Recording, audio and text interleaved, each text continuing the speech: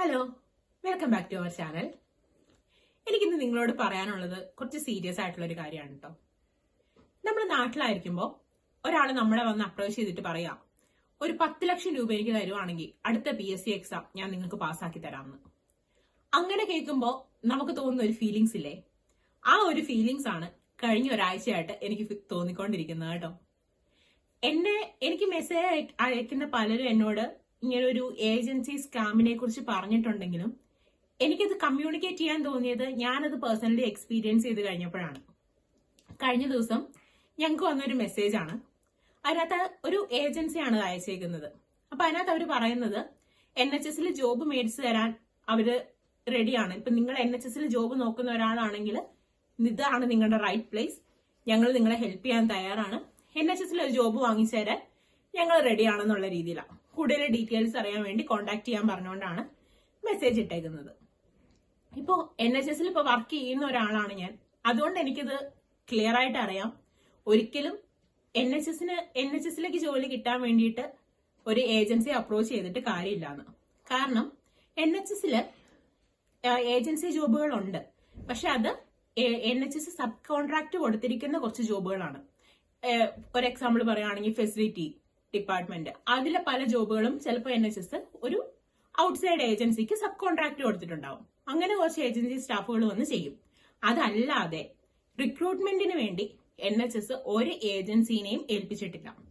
ഇത് ഓൾമോസ്റ്റ് എല്ലാ NHS ട്രസ്റ്റുകളുടെയും വെബ്സൈറ്റിൽ നോക്കിയാൽ നിങ്ങൾക്ക് ക്ലിയർ ആയിട്ട് ഐഡന്റിഫൈ ചെയ്യാൻ പറ്റും ഈ ഏജൻസി സ്കാമുകളെ കുറിച്ചുള്ള ഡീറ്റെയിൽസ്. സോ എനിക്ക് നിങ്ങളോട് പറയാനുള്ള കാര്യം ഇതാണ്, ഏതെങ്കിലും ഏജൻസികൾ നിങ്ങളെ ഇതുപോലെ ഇത്ര രൂപ തന്നാ നിങ്ങൾക്ക് NHS ജോബ് മേടിച്ചു തരാം എന്നൊക്കെ പറഞ്ഞ് അപ്രോച്ച് ചെയ്യുന്നുണ്ടെങ്കിൽ ആ പർട്ടിക്കുലർ മൊമെന്റിൽ തന്നെ നിങ്ങൾ ഐഡന്റിഫൈ ചെയ്യണം അത് സ്കാം ആണെന്നുള്ള കാര്യം. ദയവ് ചെയ്ത് നിങ്ങൾ ആരും പൈസ കൊണ്ടേ അവിടെ കൊടുക്കുകയോ അതിലേക്ക് പോയി ചാടുകയോ ചെയ്യരുത്. പിന്നെ അതുപോലെ തന്നെ വേറൊരു ടൈപ്പ് ഓഫ് ഏജൻസീസിനെ ഞാൻ കണ്ടു. അവര് പറയുന്നത് സപ്പോർട്ടിംഗ് ഇൻഫർമേഷൻ എഴുതാൻ ഹെൽപ്പ് ചെയ്യാം, റിക്രൂട്ട്മെന്റ് മീൻസ് ഇന്റർവ്യൂ അറ്റൻഡ് ചെയ്യാൻ വേണ്ടി ഹെൽപ്പ് ചെയ്യാം എന്നുള്ളതാണ്. ആ ഒരു പർട്ടിക്കുലർ ഏജൻസീസിനെ കുറിച്ച് എനിക്ക് പറയാനുള്ളത്, അത് പ്യുവർലി നിങ്ങളുടെ ചോയ്സ് ആണ്. ഇപ്പൊ ഒരു സപ്പോർട്ടിംഗ് ഇൻഫർമേഷൻ എഴുതാൻ നിങ്ങൾക്ക് ഒരാളുടെ ഹെൽപ്പ് വേണോ, നിങ്ങളൊരു ഏജൻസി അപ്രോച്ച് ചെയ്യണോ എന്നുള്ളത് നിങ്ങളുടെ ചോയ്സ് ആണ്. അത് ചെയ്യണം ചെയ്യരുതെന്ന് പറയാൻ ഞാൻ ആളല്ല, അത് നിങ്ങളുടെ മാത്രം ചോയ്സ് ആണ്. പക്ഷെ എനിക്കതിൽ തോന്നുന്ന ഒരു കാര്യം, ഇപ്പം ഞാൻ എന്താണെന്ന് എനിക്ക് മാത്രമാണ് ക്ലിയർ ആയിട്ട് അറിയാവുള്ളൂ. എന്റെ സ്കിൽ എന്താണ്, എന്റെ എക്സ്പീരിയൻസ് എന്താണെന്നൊക്കെ എനിക്കറിയാവുന്നതുപോലെ വേറൊരാൾക്ക് അറിയാൻ പറ്റില്ല. ഞാനത് എത്ര പറഞ്ഞു കൊടുത്താലും വേറൊരാൾക്ക് അത് മനസ്സിലാവണമെന്ന് വരില്ല. പിന്നെ അതുപോലെ ഞാൻ എനിക്ക് വേണ്ടി വർക്ക് ചെയ്യുന്ന അത്രയും ഒരു കാര്യമായിട്ട് വേറൊരാൾ എനിക്ക് വേണ്ടി വർക്ക് ചെയ്യുമെന്ന് ഞാൻ ഒരിക്കലും വിശ്വസിക്കുന്നില്ല. സോ എന്റെ ഒരു കാഴ്ചപ്പാടിൽ ഇത് നിങ്ങൾക്ക് ചെയ്യാൻ പറ്റുന്ന ഒരു കാര്യമുള്ളൂ, നിങ്ങൾ തന്നെ ചെയ്യേണ്ട ഒരു കാര്യമാണത്. കാരണം നമുക്കറിയാം ഇത് ശരിക്കും ഒരു മാർക്കറ്റിംഗ് ആണ്. സപ്പോർട്ടിംഗ് ഇൻഫർമേഷൻ എഴുതുന്നതായിക്കോട്ടെ, ഒരു ഇന്റർവ്യൂവിന് നമ്മൾ പ്രസന്റ് ചെയ്യുമ്പോൾ നമ്മളവിടെ പറയുന്ന കാര്യങ്ങളായിക്കോട്ടെ, പക്ക നമ്മളെ മാർക്കറ്റ് ചെയ്യാണ് ചെയ്യുന്നത്. അത് വേറൊരാൾക്ക് അതിനകത്ത് എത്രത്തോളം ഇടപെടാൻ പറ്റും എന്നുള്ളത് എനിക്കറിയില്ല. പക്ഷെ അത് പ്യുവർലി നിങ്ങളുടെ ചോയ്സ് ആണ്. നിങ്ങൾക്ക് സപ്പോർട്ടിംഗ് ഇൻഫർമേഷൻ എഴുതാൻ ഒരാള് സഹായിക്കണം എന്നൊക്കെ ഉണ്ടെങ്കിൽ അത് നിങ്ങളുടെ ചോയ്സ്. അത് വേണോ വേണ്ടിയോ എന്നുള്ളത് പറയാൻ ഞാനാളല്ല.